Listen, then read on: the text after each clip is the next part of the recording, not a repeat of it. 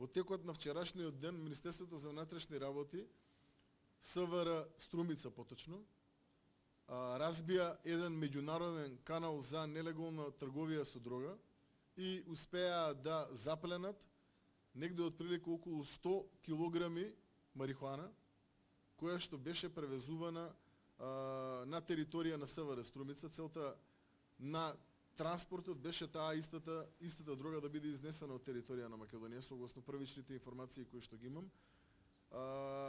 Многу ми е драго што ваков тип на запалени зачестија во изминатиот период.